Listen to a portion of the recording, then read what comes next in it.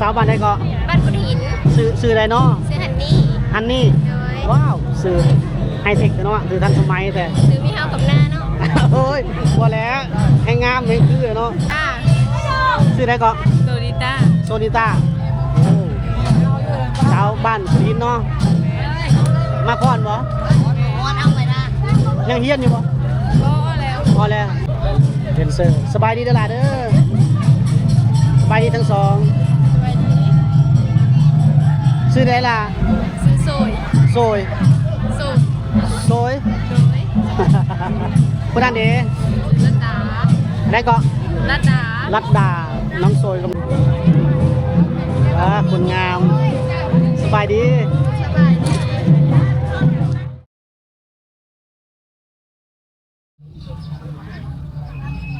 สบายดีแล้วสวัสดีเด้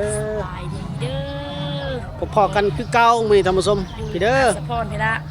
ยังอยู่ในเมืองอัศพรท่านผู้ชมยังบ่ได้กลับเนาะเฮามาเที่ยวงานบุญมาเก็บภาพบรรยากาศงานบุญ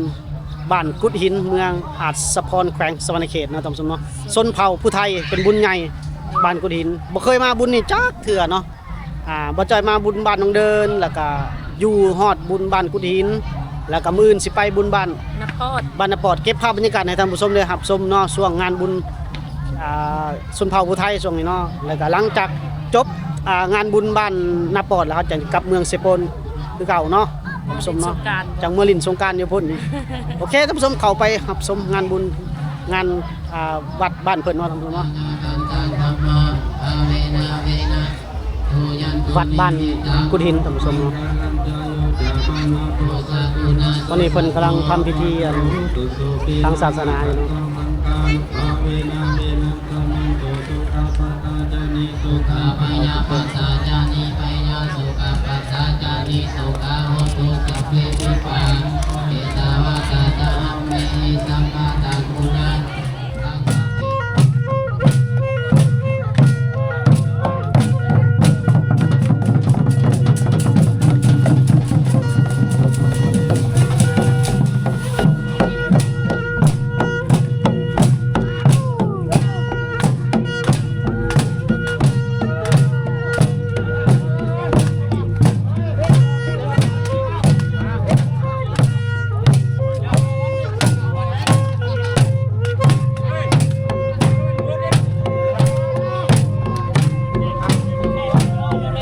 ม่วนไม่ต้องม่วนว่ะ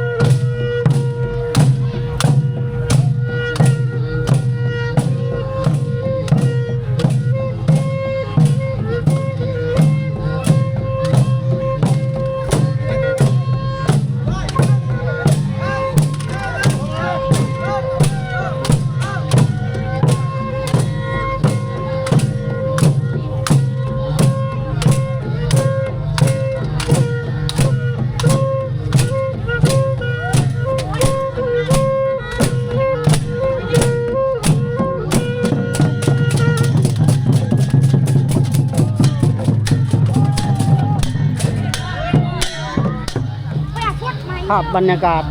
ผู้เฒ่าแก่เนาะเพิ่นมาจากบ้านอื่นท่านผู้ชมเนาะมาแต่บ้านใกล้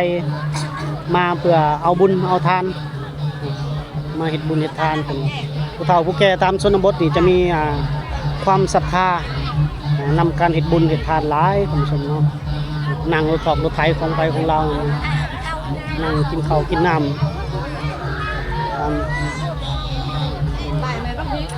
คนมานั่งตามห่มไม้ห่มตอกน้ำนี่แหล้วท่านผู้ชม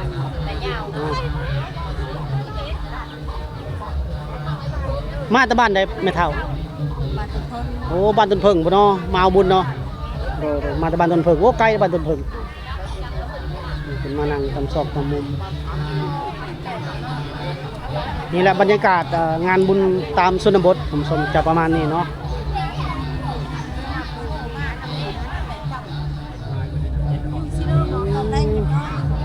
ตอนแรกปุ๊บมีแม่นมาตอนนั้นแง่เปลือกนี่แล้ว สบายดีสบายดีห้องทานบ่ โดยทานเห็นทาน สบายดีเด้อห้องทานมีหยังเนี่ยเจ้า มีบุญ มีวุ้นเนาะวุ้นห้องทานเป็นคนในบ้านนี่เนาะ แม่น เป็นคนในบ้านนี่เป็นมาตั้งห้องทานงามเลยยังมีจิตใจทำบุญอยู่ได้จักก้อน400ก้อน400ถ้วยจบลายบุญยังเกาะบุญ กะทิสาลี บ่ไอ้บุญยังเกินบุญหนึ่ง กบบุญกบ บุญแห่โคตรแห่บวชนี่บ่ผมมีบังไฟเนาะ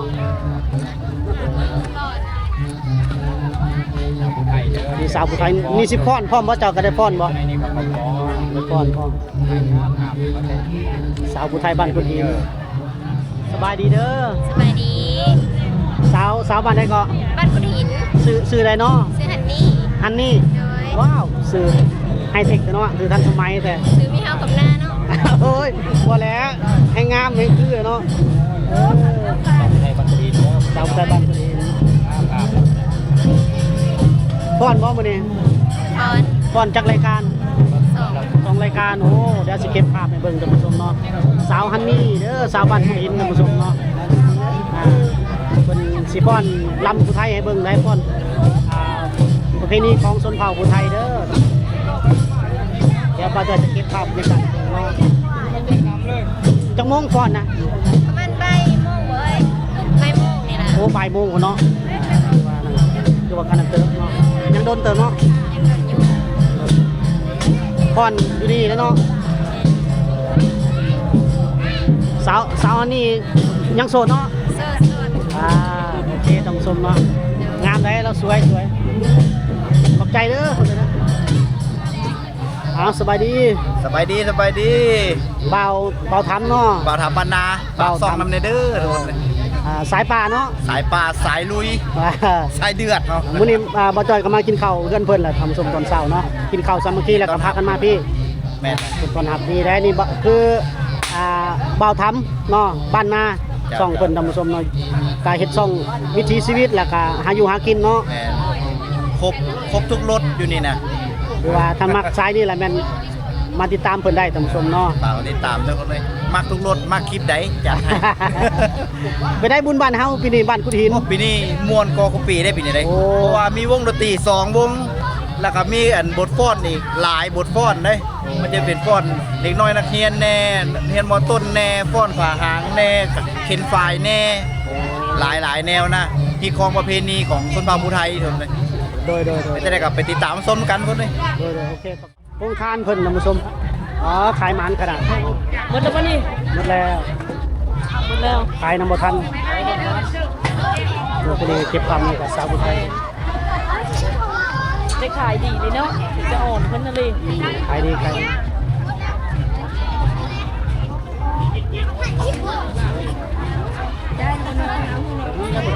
ลูกๆหลาน ร้านบัดนี้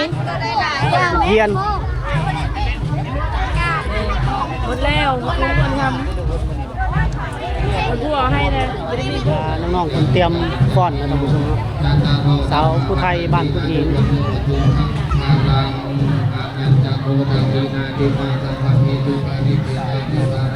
เอาลบกล้องเลย อย่าสุรบกว่าสบายดีสบายดีมื้อนี้ฟ้อนจักบทเพลงสองใกล้แล้วบ่ใกล้จะฮอดยามฟ้อนแล้วบ่ แห่แล้ว อะไรก็ แห่แล้ว แห่แล้วจะได้ฟ้อนเนาะชื่อได้ก็เจ้านะน้องยังก็ ปันตา สีผมจิตจาดขนาดเนาะกำลังอันนั้นเตรียมป้อนนุ่งเสื้อดำหมอเนาะนุ่งเสื้อดำหมอเสื้อดำหมอมัดแอว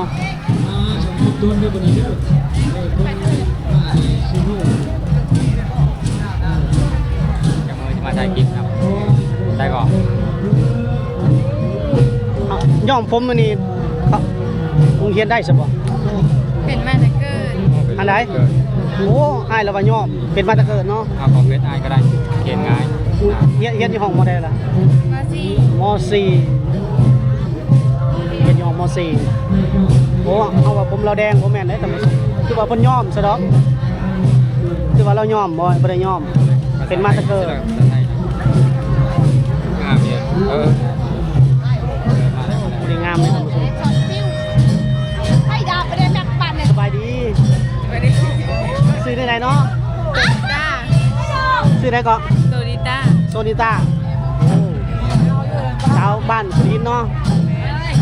มาก่อนบ่ วันเอาไปนะ ยังเฮียนอยู่บ่ ก็แล้ว พอแล้วแสดงว่าเป็นสาวหนุ่มในบ้านนี่แหละเนาะก่อนจักรายการเจ้ามื้อนี้ มันมีสอง อ๋อได้พรมื้อ2บ่ แม่ โซนิต้าบ่ โดนิต้า โตนิต้าอยากคือซื้อรถเลยเนาะอยากคือซื้อรถโตนิต้าเนาะจะได้ขอ Facebook ได้เด้อเด้ออยู่บ้านบ่แล้วพรอยู่บ้านบ่บ่ได้ไปทำงานบ่ ไม่ได้ไปเสื้อลายตัวไม่ได้ไป โอ้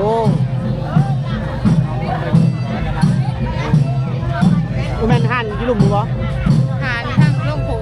โอ้หันสุดๆเลยบ่ แม่ เป็นมาฟ้อนเลยเนาะ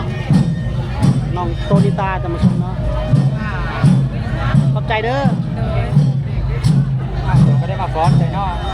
เดี๋ยวฟ้อนเฉพาะนางเทศนะเนาะ ก่อนทุกการ ไว้นุ่มเหลือเพิ่นเศร้านุ่มกับฟ้อน ชานุ่ม เศร้านุ่มกับฟ้อนที่ท่านไปดินน้ำเล่าอยู่ยักษ์เล่าจากนั่นละ โอ้ ไปนี่น้ำเด้อ ยักษ์มือไปดินน้ำอยู่หานเราใครเคิร์มได้สาวนี่ได้ใครเคิร์มในใครเลขแน่ มื้อหน้าจะไปริมน้ำฟังเดนเซอร์สบายดีเด้อล่ะเด้อสบายดีทั้งสอง ไปนี่ ซื้อได้ล่ะ ซื้อโซย โซย โซย โซย โดย คนนั้นเด้ รัตดา ได้ก็ รัตดา รัดดาน้องโซยกับน้องรัดดายังเฮียนอยู่บ่สุโตนะ ออกแล้ว มอแล้ว โดย คนนั้นเด้ ยังเรียนอยู่ มอใด ม โอ้ไกลแต่เด้อีก2 ปีก็จบแล้วเอาเฮียนผู้นี้บ่ได้เฮียนเลยบ่ได้ไปทางใดเนาะ .5 อยู่บ้าน โดย บ่ได้ไปทำงานอีก แม่ไม่ให้ไป โอ้กะเจ้าก็มาฟ้อนเนาะ โดย มาฟ้อนในนามสาวหนุ่มแน่นอนนี่เนาะ โดย อันผู้นั้นมานำนักเรียนเนาะมานำเป็นตัวแทนโรงเรียนเนาะ2 รายการมันบ่ฟ้อนมัน2 รายการบ่ 3บ่เจ้านะ สอง อ่าน้องสวยกับน้องรัตดาเด้อแต่มันสาวบ้านกุดหินสาวบ้านกุดหินก็มีแต่คนงามๆเนาะสาวผู้ไทยบ้านกุดหินนึงเพื่อนอยู่ทางใดกันนะอยู่ฝั่งนั้นบ่ โดย เนี่ยเราอายๆนิดนึง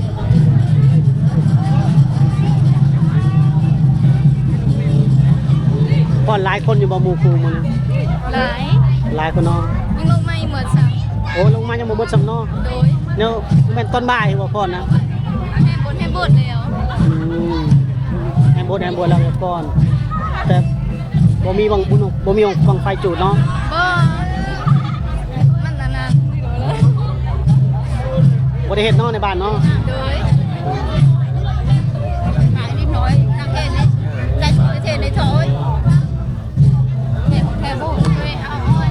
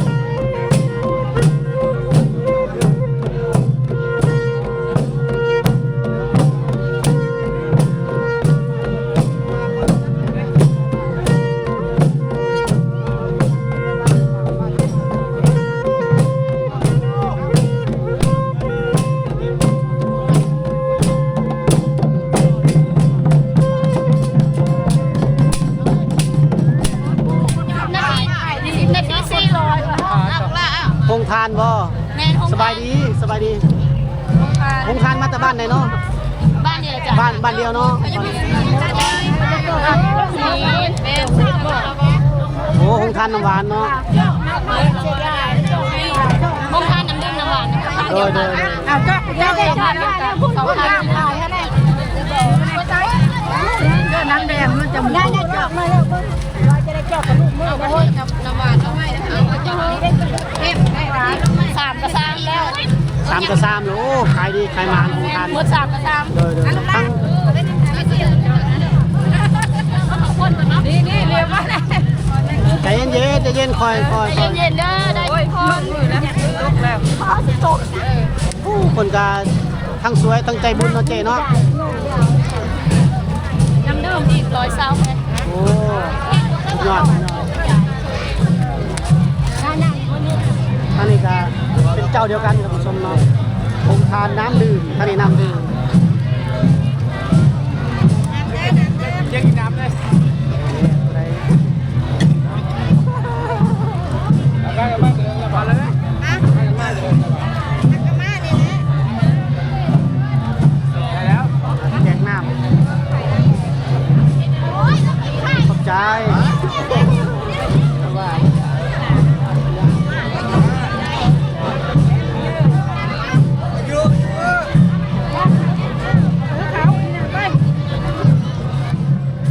ายดีเด้ออยู่บ้านเบี้ยงหมดบ่สองสาวมาลินบุญเนาะมาลินบุญเนาะ แต่บ้านเบี้ยงมากับบริไกลประเด็นเนาะใกล้ๆบ้านบุญมาดังเดินมาได้ไปบ่ชื่ออะไรก็แก้วสาวแก้วบ้านเวียงผู้นี้แหละกัลยาบ้านเวียงกันมากับไปมื้อนี้มาทั้ง2คนนี่ขี่รถจักรมาอยู่จนแล้วบุญว่าจังกรรมนะอยู่จนค่ำบ่ว่าจังกรรมนะขอบใจเด้อสาวบ้านเวียง ร้อนแสงยังมืดแน่ ยังมืดได้นิดนึง ขนาดหน้าไปเลยจะว่าเอายังกักนะ เอาอยู่6เนี่ย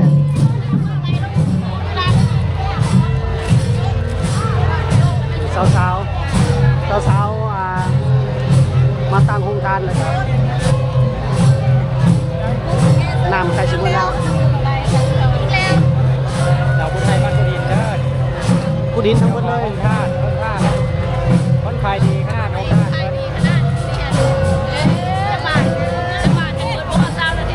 ต้อง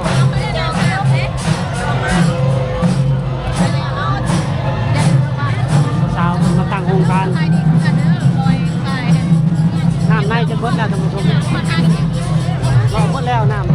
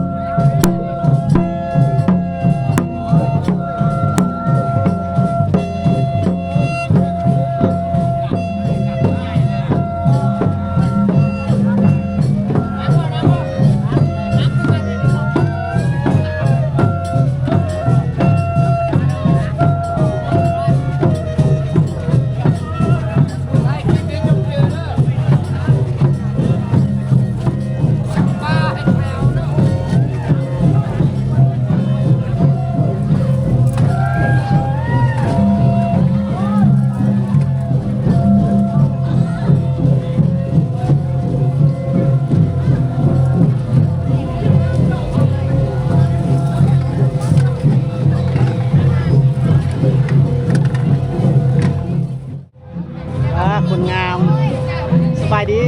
สบายดี น้องยังก็ กูหน้า น้องปูนาเด้อท่านผู้ชมสาบานกุอินบ่ได้ฟ้อนนำเขาบ่ ก็ เป็นอะไรก็บ่ได้ฟ้อน เอ้ยเขาก่อน เอ้ยฟ้อนเราก็เลยบ่ได้ฟ้อนมีแต่มาแห่น้ำเพิ่นเนาะ ยายไปดิ เสียดายเนาะบ่ได้ฟ้อนเนาะข้าวอันนั้นบ่ข้าวเวียกว่าจะบ่ได้ฟ้อน ก็เอ้ยก่อนคนหนึ่งก็เลยย่า โอ้เนาะแบ่งกันเนาะคนอื่นน้องปูนาเด้อท่านผู้ชมสาวบ้านตรงนี้โอ้ตัวจริงงามเนาะงามกว่าอันในรูปนี่ปูนามีโอกาสจะพยายามคนอยู่เรือนเด้อท่านผู้ชมน้องปูนา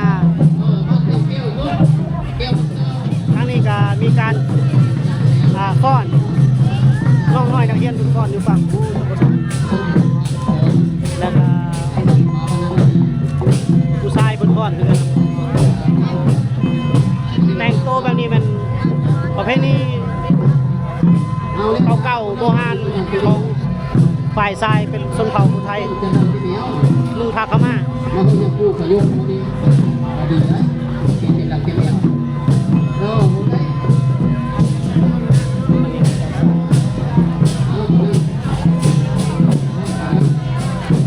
สาวที่คนเปิดโรงทานยายน้ำแล้วหรอปะหมดแล้วบ่น้ำมันยังอยู่เนาะบ้านดินบ่เจ้ากันซื้อได้ก็ซื้อได้น้องนาลินมาใหม่เด้อดวงนาลีว้าวสาวบ้านดินท่านผู้ชม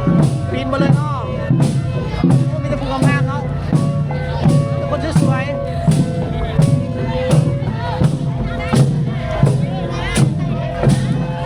หลังจากแห่โหดแห่บวชแล้วให้ครูบาเป็นเหยียบขึ้น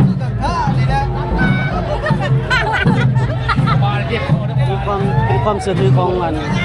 ชาวพุทธหรือว่าคนเผ่าผู้ไทยคนเนาะคนที่ถูกเหยียบจะสุขภาพที่แข็งแรงอยู่ดีมีแห้งมีโชคมีลาภ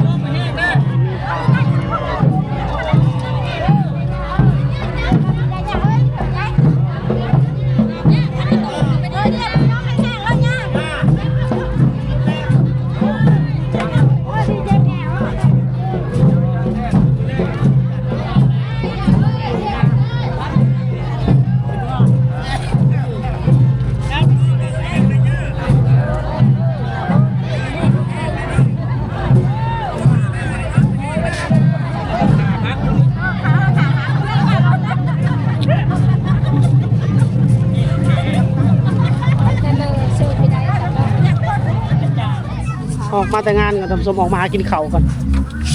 นี่กระปุ่น โดนจะเลิกซี ถ้วย10,000เอา2ถ้วยนี่มองนั่งอยู่บ่ นั่งย่อ ถูก นั่งตั้งนี่แหละ กระปุ่น นั่งนี่แหละ ปุ่นบ้านเฮาขนมจีนเพื่อสั่นซะใส่เห็ดน้ำยาไปเนาะเอาปลาบ่เห็ดนะ เอาป่าได้ป่าสดก็แล้ว โดย ป่าบ้านป่าธรรมชาตินะ ออกมากินแนวห้องทองอีกก่อนคันทันเพิ่นฟ้อนก็ คือสาวในห้องเห็นที่เขามากินปลา ยังบทฟ้อนของอันน้อง นั่นเรานี่จะได้กินแล้ว ๆสาวๆหัน มีอาหารเดียวนี่เลยเนาะเดี๋ยวนี้ได้ คันกินอิ่มแล้วสิไปถ่ายต่ออีกบ่คันกินตอนกินเพิ่นฟ้อนอยู่แล้วบ่ทัน เอาซอยเด็กๆหมดเลยนะ ถ้วย20 บาทถ้วย20 บาท 10,000 กีบเลย10,000 กีบเท่ากับ20 บาทของเงินไทย เอาว่าเพื่อนให้เขากินจะส่งว่า มาจอยกินก่อน คือส่งว่า โอเคท่านผู้ชมออกไปกินข้าวปุ้นแล้วเนาะพอได้นั่งพักผ่อนพอได้เพิ่นสาวๆก็เจ้าฟ้อนเขาฟ้อนใส่เสียงเพลงนะท่านผู้ชมเสียงเพลงเสียงดนตรีที่มันมีลิขสิทธิ์แล้วเขาก็เลยบ่ได้ถ่ายทำต่อเนาะเอาแต่ตอนเพิ่นตีกลองหรือว่ากีดคล้องประเพณีของชนเผ่าผู้ไทยบ้านกุดหินเมืองอาจสะพรแขวงสวรรณเขตเนาะท่านผู้ชมเนาะโอเคคลิปวิดีโอนี้เราจะขอจบไว้สำนี้เด้อท่านผู้ชมเนาะพบกันใหม่ในคลิปหน้าเนาะเราสิไปเก็บ งานบุญงานประเพณีบ้านใดก็ติดตามไว้เด้อท่านผู้ชมเนาะช่วงนี้ก็จะเห็นเฮาลงคลิปแบบชนเผ่าผู้ไทยแน่เนาะหลังจากนั้นเฮาจะกลับเมืองเซโปนคือเก่าท่านผู้ชมเนาะอดใจรอสิไปหาเขาน้องใจน้องแดนเนาะแล้วก็น้องมิมอดใจรอน้อยหนึงท่านผู้ชมเนาะอดใจรอเนี่ยเพราะว่าเฮามาบ้านเกิดเมืองนอนชาวผู้ไทยเพิ่นน่ะก็อยากถ่ายทำ ปีหนึงมาเท่านึง วิถีความเป็นเผ่าผู้ไทยเนาะ โดย โอเคพบกันไปในอีพีหน้าสวัสดีพี่นิสบายดี ปีหนึง